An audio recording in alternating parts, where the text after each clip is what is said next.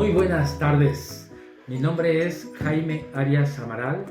Soy médico internista del Hospital General de Occidente de la Secretaría de Salud y estoy participando en el área de COVID actualmente.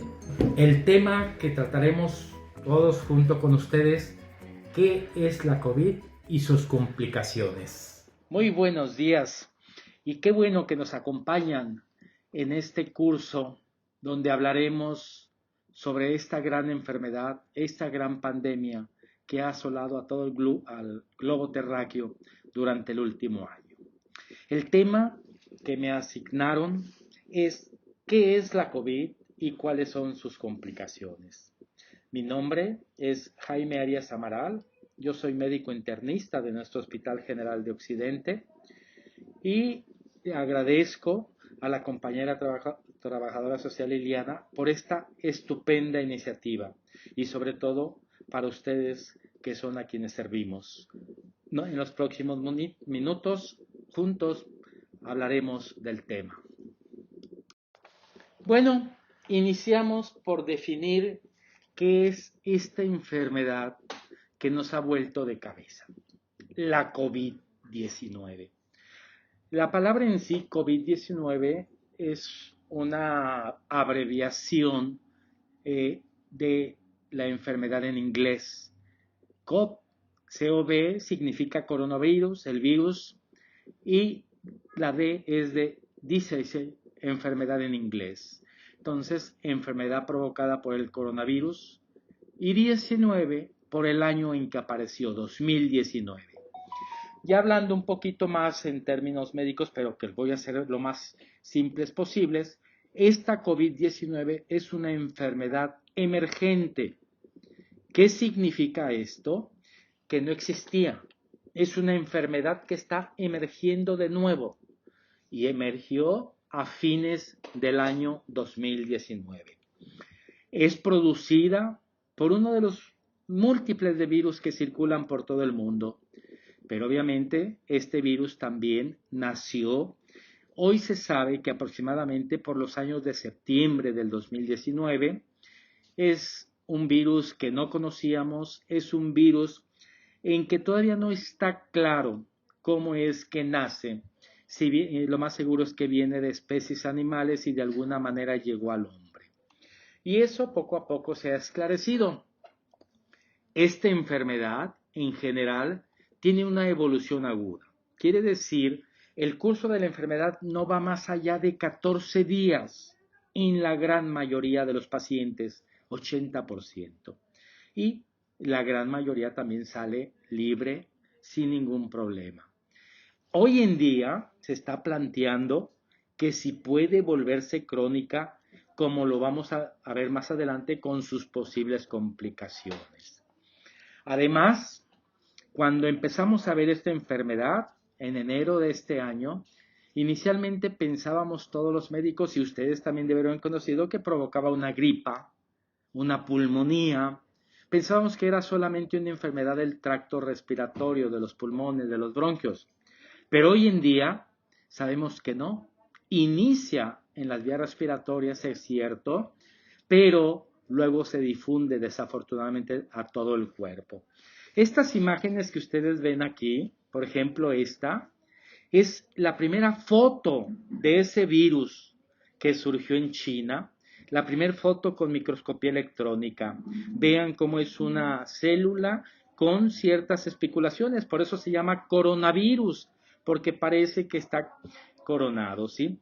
Ya posteriormente se hicieron la clasificación de acuerdo a su material que contiene y que es importante para infectarnos y para provocar enfermedad.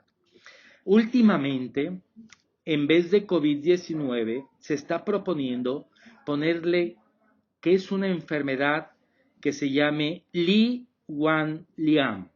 ¿Y por qué Li Wanlian? Él era un médico oftalmólogo de China, en la región donde inició esto, que empezó a dar la alerta desde noviembre, desde principios de noviembre, de que se estaban presentando casos con enfermedades respiratorias severas. Mandó información por su WhatsApp a muchos médicos y todos concluían que era eso. Y desgraciadamente, ¿qué creen que pasó? La policía lo reprimió por dar noticias falsas.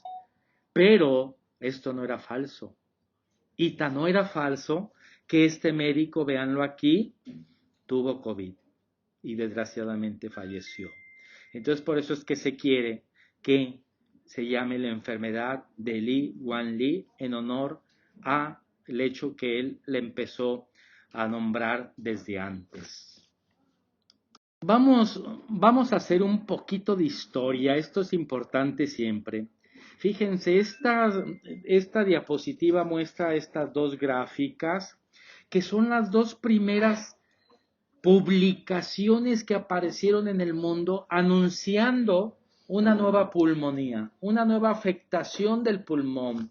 Vean, esta es del 16 de enero del 2020, donde en esta enfermedad de virus anuncian que hay la aparición de cuadros de pulmonías de causa desconocida en la región de Wuhan, en China. Estas son de las primeras diapositivas que usamos en las pláticas cuando empezábamos a ver que esto tarde o temprano nos iba a llegar. Ya para enero 24, casi un mes de la aparición, empezábamos a ver las radiografías. Este es un pulmón, vean cómo parece que está nevando en ese pulmón, a igual acá estas manchas blancas, pues eso es una pulmonía. El pulmón se llena de pus, el pulmón se inflama y es por eso que no pueden respirar. Esto que vemos al centro es el corazón. Estas imágenes son históricas. Aquí les quiero plantear una breve línea del tiempo, nomás para ubicarnos históricamente. Todo transcurría muy bien en diciembre, estábamos en las posadas, llegó la cena de Año Nuevo, pero el 31 de diciembre del 2019, China nos recibe con un mensaje para Año Nuevo. El gobierno chino, las autoridades sanitarias de ese país, notifican ya directamente a la Organización Mundial de la Salud la aparición de casos repetidos y casos diversos de enfermedades pulmonares, de pulmonías gravísimas que no se habían visto en todo el año y un gran cúmulo de casos. De manera de que ese fue los primeros reportes de alerta y así nos recibía el 1 de enero de 1920. Hoy se conoce ya retrospectivamente que estos casos empezaron a presentarse desde septiembre en China, lo que sucede que eran casos dispersos, casos aislados. Y haciendo el seguimiento de estos casos, ya en enero se detectó como una fuente de difusión o de inicio de esta enfermedad un mercado que hay muy especial allá en la región de China, de Wuhan. Hagan de cuenta la central de abastos aquí en México, el mercado de abastos, donde se vende de todo. Y ahí se venden animales de toda clase, animales salvajes, que los chinos utilizan para comer. Pues ellos son muchas personas y necesitan buscar sustento. Y parece que por ahí alguno de estos animalitos traía este virus y de alguna manera llegó al ser humano, brincó al ser humano. Y entonces fue la partida, el inicio de la enfermedad. Así sucedió todo enero. Los casos fueron creciendo de manera importante. Ya para febrero la OMS se preocupa y lo declara una emergencia mundial. Se empiezan a ver ya casos en otros países como en Japón y así llegamos hasta el día 11 de marzo en que la OMS declara pandemia a la nueva neumonía que inicialmente se decía neumonía china, neumonía de Wuhan, neumonía típica, pero que finalmente la clasificaron como COVID-19. ¿Y por qué le ponen COVID-19? Precisamente para no estigmatizar y no decir que la neumonía de los chinos, la neumonía de China, no, es una enfermedad provocada por un virus. En nuestro país, la historia empieza más o menos el 27 de febrero. Estamos pocos días para cumplir la llegada del primer caso de COVID en México. 27 de febrero. La primera muerte que se dio aquí fue el 18 de marzo. El 18 de marzo se reporta la primera muerte de COVID. Aquí en Jalisco, en nuestro territorio, el primer caso se confirmó en 2 mujeres el 14 de marzo. Y de ahí a la fecha, pues ustedes conocen las cifras, huelga hablar de datos, de casos, no vale la pena decir la cantidad de muertos porque son personas, hay familias, pero que ha sido una tragedia, lo ha sido. Pero bueno, esta es una pequeña historia en el tiempo de la enfermedad para ubicarnos. ¿Qué es lo que hemos avanzado de manera clara y contundente en este año? Es muchísimo. La ciencia ha avanzado como nunca en la historia. Realmente ha habido un trabajo de cooperación internacional importante.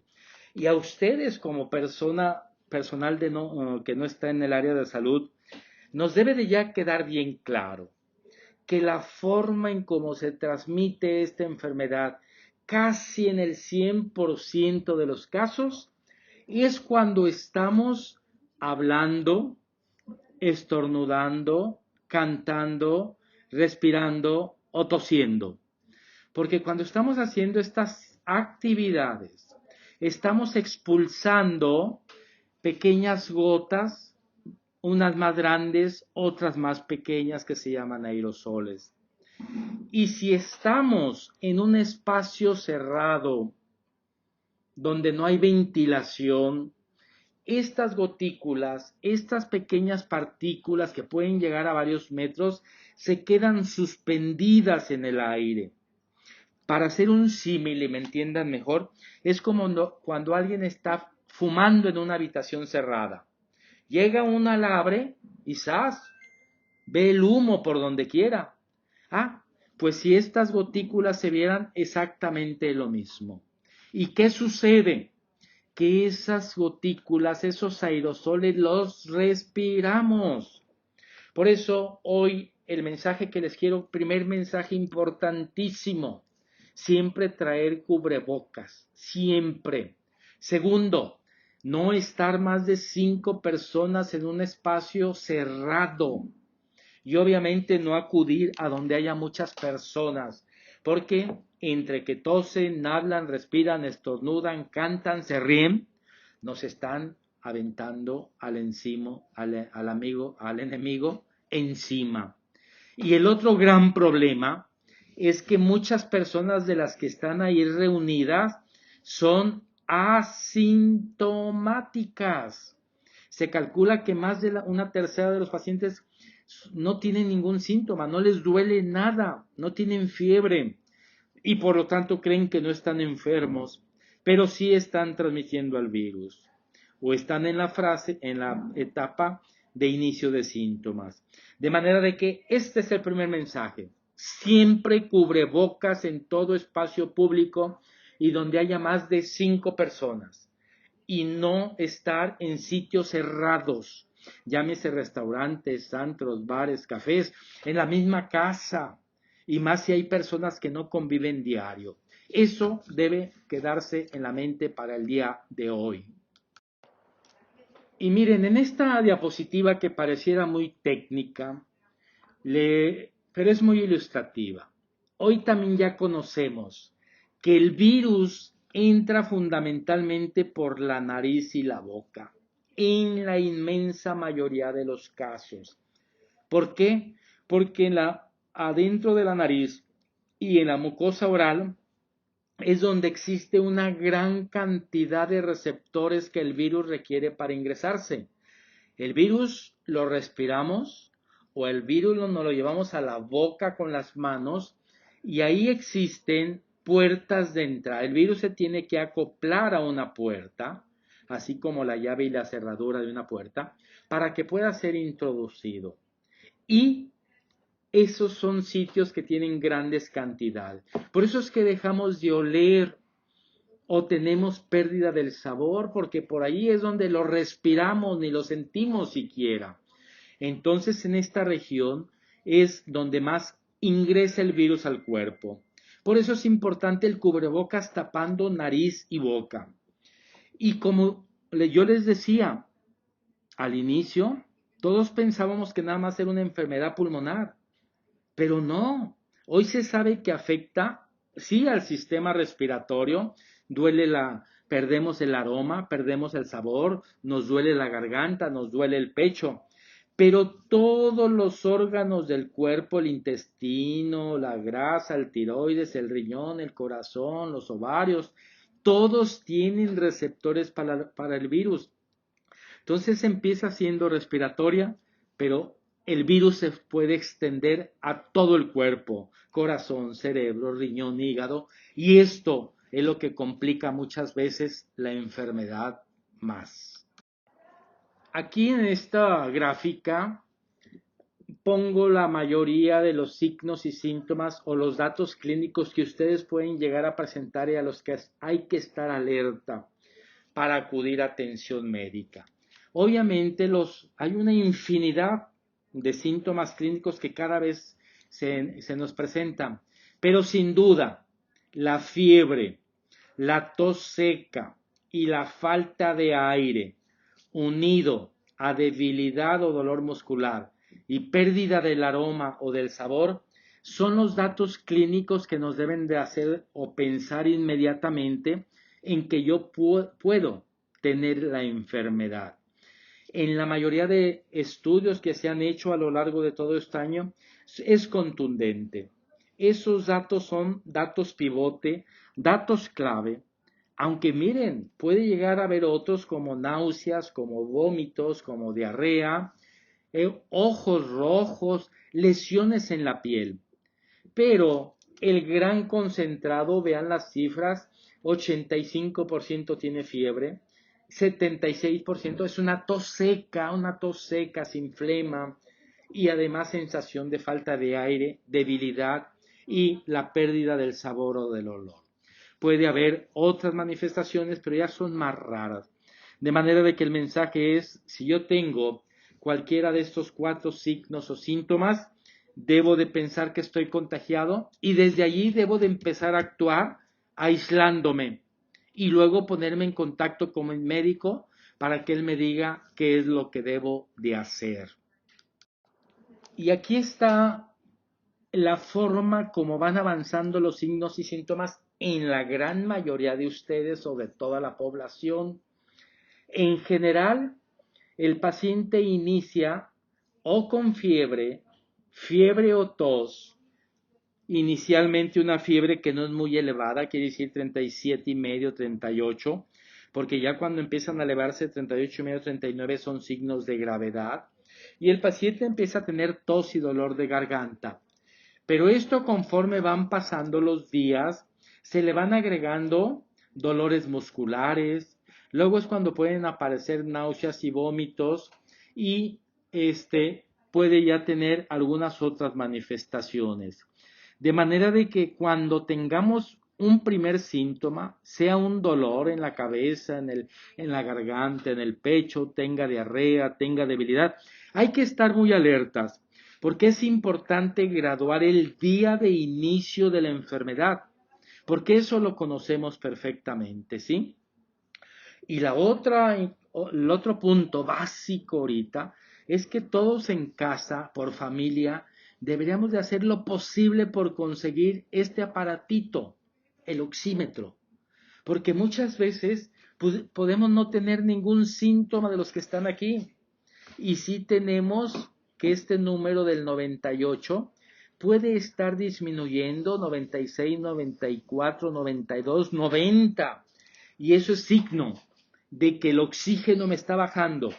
Y lo curioso y paradójico es que podemos sentirnos normales. Es lo que se llama hipoxemia feliz, hipoxemia silenciosa. De manera que otra recomendación fundamental, hacer lo posible por familia, tener un oxímetro para estar vigilando la oxigenación y más si hemos estado en contacto o alguien de la familia ha sido COVID positivo. Y hablando, ¿qué puede hacer este virus? Bueno, conocido es que nos hablan de la pulmonía. Nos hablan de que este virus efectivamente produce un daño pulmonar importante lo que en la jerga popular pulmonías fulminantes, pulmonías coatas, quiere decir de los dos pulmones, y sí es cierto porque ya expliqué que ese virus lo respiramos o entra por la boca. Pero hoy en día conocemos y sabemos que puede afectar al cerebro y dar desde cosas muy sencillas como dolor de cabeza, mareos, pero hasta problemas que nos hagan perder el movimiento. Y también nos está preocupando a largo plazo, ¿qué puede suceder en el cerebro? Que puedan presentarse problemas de olvidos, de demencias, pero todavía no es nada convincente los hallazgos. Aquí es donde yo mencionaba, si bien es cierto es una enfermedad aguda, pero hay manifestaciones que pueden persistir meses, y no sabemos si años, o bien que aparezcan otro tipo de enfermedades. Esas son complicaciones que podemos o estamos conociendo en el curso de la enfermedad. A nivel riñón, este virus también puede hacer que de súbito falle, de súbito se produzca un daño en la producción de orina y por lo tanto el cuerpo empieza a retener todas las sustancias tóxicas que debe de eliminar, y es otra de las complicaciones que estamos mirando muy frecuentemente aquí en nuestro hospital. También se puede ir al hígado e inflamarlo. Como ya mencionaba, en el intestino, que también hay receptores para el virus, puede dar vómitos, diarrea, dolor abdominal. Unas complicaciones que pueden ser hasta mortales es la formación de coágulos, de embolias. Embolias que pueden ser en el pulmón, que pueden ser en el corazón o lo más grave en el cerebro. Y darnos embolias cerebrales, darnos infartos al corazón o infartos al pulmón. El corazón ha sido o es otro motivo de preocupación porque aunque uno no sienta ninguna manifestación, el virus produce también que las células que ayudan a que el corazón lata se inflamen y pueden dar o dejar daño residual. Hoy en día se habla que hasta puede, a largo plazo, por el daño al páncreas, llevarnos a diabetes. De manera de que es una serie de complicaciones que todavía no acabamos de conocer, que todavía no las podemos tipificar, pero que es necesario, si alguien de ustedes ya ha tenido COVID, seguir en observación médica. Aquí lo estamos haciendo cada mes, más o menos 14, 22 días y luego cada mes. ¿Por qué? Porque después de la etapa aguda puede haber un COVID residual, puede haber un COVID largo, puede haber un COVID persistente. Ya no es por el virus a los 14, 21 días lo eliminamos, pero son los efectos y los daños que dejó en las diversas partes del cuerpo. Esta diapositiva también la considero importante para ustedes, para quienes debemos estar alerta. Obviamente todos. El curso, fíjense, ya también está bien establecido que afortunadamente el 80%, 81% de los que enferman de COVID son leves. Y entre más joven se es, ni cuenta se van a dar. 80% de los casos, ni al hospital llegan. Es más, no van ni con el doctor, sí, ni siquiera. Porque o no sienten nada, o fue un dolorcito de cabeza, fue una fiebre un día y se acabó. Pero aguas, porque esos casos sí están transmitiendo enfermedad, por eso es importante traer el cubrebocas. Y del 20%, sí se van a poner un poco más enfermos, van a desarrollar más problemas. 14%, 16% se ponen un poquito enfermos más graves y solamente el 5% llegan a terapia intensiva y son a los que se intuban. ¿Quiénes son los que pueden hacer este 20%? ¿Cuáles son los factores de riesgo para yo tener en mente si me puedo complicar o no? Primero, la edad. La edad. Esa sería un factor importante. Todo aquel paciente de 45 50 años o más que empiece con las molestias o quejas que le comenté, que ha estado en contacto con un paciente que tuvo COVID o que en la familia tuvieron COVID, aguas. Son los que pueden tener una enfermedad de severa a grave. Son los que sí deben de avisar a su médico, consultar a su médico. Todos los pacientes de 45, 50 años o más. Se ha visto que los niños, por ejemplo, afortunadamente les va muy bien, casi no hacen enfermedad. ¿Por qué? Porque ellos responden rápidamente con defensas en contra del virus. Los jóvenes no se diga igual, pero las personas que ya somos un poco entrado en años, no respondemos de la misma manera y eso puede ser un punto a tener en mente, ir a revisión rápida. El género, ser hombre o mujer. Esta enfermedad de la COVID se está ensañando más con los hombres que con las mujeres. Hay más hombres enfermos, hay más hombres que han desgraciadamente fallecido. La razón o la causa pareciera que hay desde cuestiones sociales hasta cuestiones biológicas. Obviamente por las enseñanzas que recibimos desde casa, desde la sociedad, desde la escuela, de que el hombre debe de aguantarse, nada de quejarse, entonces acudimos tarde a los servicios médicos. Los hombres fumamos más, los hombres tienen más hipertensión, tienen más diabetes, que son enfermedades que pueden hacer que el cuadro sea severo.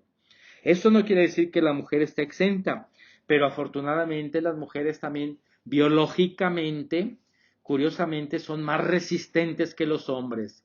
Mentira que la mujer es el sexo débil. No, en muchas enfermedades los hombres somos el sexo débil. De manera de que si eres mayor y eres hombre, con mayor razón, más atención. Eso no quita que las mujeres también estén alertas. Y sobre todo si eres una persona de 45 años o más y presentas alguna enfermedad, como es problema del azúcar o diabetes, como es problema de alta presión, hipertensión arterial, o tienes sobrepeso de manera importante, o cualquier enfermedad crónica que te hayan detectado, son pacientes que pueden brincar a enfermedades severas o críticas y son todos los que tienen estos factores de riesgo a los que nos debemos dirigir. Y ustedes como pacientes, si llegan, identifíquense dónde están, inician con síntomas como los que mencioné o estuvieron en contacto con una persona positiva, deben ser revisados. Háblele a su médico, ¿qué hago? No esperar ni retardar la atención, porque en ustedes sí es importante llegar pronto a revisiones médicas. Bueno, y para terminar, también quise poner esta gráfica porque miren, hablando de qué es la COVID-19 y cuáles son sus complicaciones. Yo les mencionaba que es una enfermedad aguda. Dura 14 días en la mayoría de los pacientes. Está bien conocido. O te complicas o te curas. Y aquí está la fase aguda, los síntomas que presenta el paciente, ya los mencionamos, que el paciente le falta aire, que se siente débil, que tiene fiebre, que no huele, que no le sabe la comida, tiene dolor de cabeza. Estos son datos que se presentan durante el curso agudo de la enfermedad, que son la primera semana, la segunda semana. A partir de ahí empiezan a disminuir y la mayoría de los pacientes va a ir muy bien a casa. Ya dije que el 20% no. Pero lo que estamos viendo a 8 meses posteriores al inicio de la enfermedad, que los pacientes siguen teniendo manifestaciones. Y esto se llama post-COVID. COVID largo, COVID persistente o incluso que sean inicios de una enfermedad de COVID crónica. Por eso decía, pudiera ser crónica. Todavía no está afirmado, ¿sí? Y vean cómo sigue persistiendo la fatiga hasta después de varios días, hoy se sabe que puede ser hasta 6, 7, 8 meses, la sensación de falta de aire, el dolor de pecho, algunos pueden no llegar otra vez a oler durante un buen tiempo y se comen pozole y no les sabe, pero casi la mayoría hasta ahorita lo van recuperando paulatinamente. Entonces estas son complicaciones. Fíjense, se han descrito hasta más de 50 síntomas en los diversos órganos del cuerpo en que el paciente puede seguir teniendo manifestaciones una vez que se dice ya fue dado de alta, usted ya no trae el virus, usted ya vaya a casa. El más persistente en el 58% es la fatiga. Son pacientes que se sienten muy cansados. No es porque traigan al virus, no son contagiosos ya. Son secuelas que va dejando el virus. Son complicaciones. Les puede doler la cabeza hasta un 44%. Se sienten asonzados, se sienten como sonámbulos y sienten que ya no tienen la misma atención que antes, por ejemplo. Hemos tenido pacientes que el pelo se les cae, por ejemplo, ¿sí? Molestias abdominales, en fin, toda una serie de manifestaciones. Por eso, una vez que se da de alta, aquí es un reto para el equipo de salud que vamos a tener que implementar la clínica de atención post-COVID, la cual aquí en nuestro hospital, el Hospital General de Occidente, le estamos dando seguimiento hasta el momento. De manera de que finalmente el COVID es una enfermedad totalmente que podemos en la medida de lo posible evitar para que no tener toda esta serie de complicaciones, no hacer COVID grave, no hacer COVID crítico y tenemos herramientas. Si bien es cierto, ya están las vacunas aquí, pero el camino para la vacunación es muy largo. Pero ¿saben cuáles son nuestra vacuna ahorita? Cubrebocas siempre bien usado, tapando nariz y boca, siempre en el espacio público. Número 2, evitar sitios cerrados. Los sitios cerrados como bares, restaurantes, antros, cantinas e incluso hasta templos, si hay mucha gente, son paraísos del COVID y acuérdense, lo respiramos. Tener higiene de manos, marcar sana distancia. Esa es la mejor manera en que evitaríamos toda esta serie de signos, síntomas, complicaciones. Esperando que esta información sea de utilidad, les pido que la difundan en la manera de lo posible porque es responsabilidad de todos salir adelante de esta pandemia. Cada quien tiene su obligación y responsabilidad porque primero es un trabajo individual, luego colectivo y unido a las autoridades. Solamente así vamos a vencer a esta pandemia. Muchas gracias por su atención y qué bueno que se haga este tipo de cursos. Una felicitación a nuestra compañera trabajadora social Liliana por su iniciativa. Muchas gracias. Buenos días.